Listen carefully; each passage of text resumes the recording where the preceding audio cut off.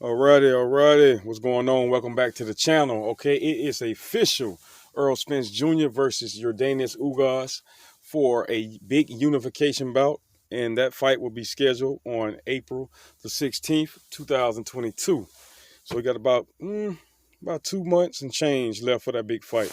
Now, the reason why I'm so intrigued by this fight, because just as well as Errol Spence been hearing, of course, I've been hearing, everybody's been hearing things going around YouTube, Twitter, Instagram, all type of social media outlets. Now, Urdenis Ugas is talking mad shit, pardon my French, but he's talking a lot of cash shit. He says, and I quote, "Bet the house on me, Errol Spence is easy work." Wow, easy work. I don't know what we got into these guys lately, man. But Errol Spence is no easy work for any fighter.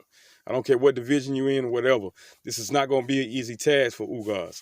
I understand that Ugas is coming off the best and most exciting victory of his career against former 8 division champion, former champion Manny Pac-Man Pacquiao, and that's cool. He's supposed to be feeling himself. The guy's supposed to have confidence.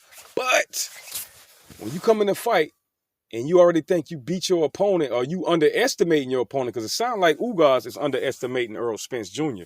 I done heard Ugas say on multiple occasions, this is not the same Errol Spence. So we have another fighter that's banking on Errol not being the same, just as well as Danny Garcia thought Errol was not going to be the same. If you guys remember, Danny Garcia's father says, "Oh, I see something in Errol. This is not the same guy. I see it in his eyes." And what happened? His son got in the ring with Errol, and Danny received the worst beating that he ever received in the welterweight division. I understand he lost to Keith Thurman. I understand he lost to Sean Porter, but they did not do the damage to Danny Garcia the way Errol Spence done to Danny Garcia. All that you got to do is look at the fights, all 3 fights, afterwards and before, and see the damage that Errol Spence done to this guy. And he did most of that damage with a fucking jab. A jab. Okay. Anyway, man, this is not going to be an easy task for Urdenis Ugas. I don't have Urdenis Ugas winning more than 4 rounds. Errol Spence is very motivated. We heard from his sparring partner, his chief sparring partner at that. So he says Errol is stronger than ever before. He mentioned a few things about that. He says when him and Errol first got back to sparring, that Errol was moving fast. His ring IQ was great, but his power wasn't quite as there yet. Now, this guy says Errol power is all the way back. All the way back. So that means Manny Pacquiao would have gotten stopped by Errol Spence Jr. Stopped.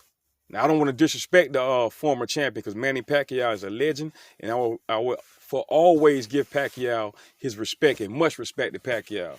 But if that Errol Spence fight would have went through and Errol wouldn't have to pull out due to his eye and his retina injury, man, he would have stopped Manny Pacquiao in dominant fashion.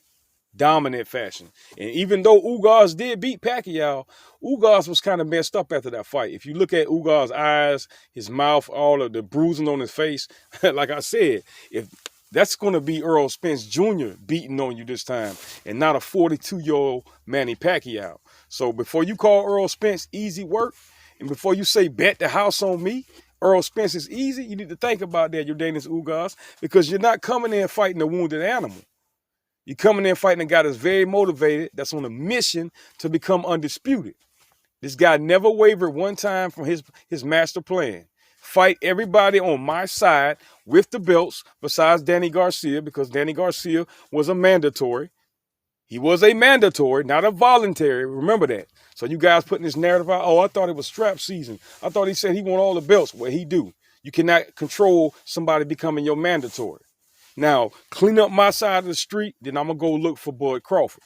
Now, we all know Bud don't have a side of the street anymore. He's a free agent at the time. And if Bud Crawford, let's be honest, guys, if Bud Crawford do not sign with the PBC, we probably won't get Errol Spence versus Bud Crawford.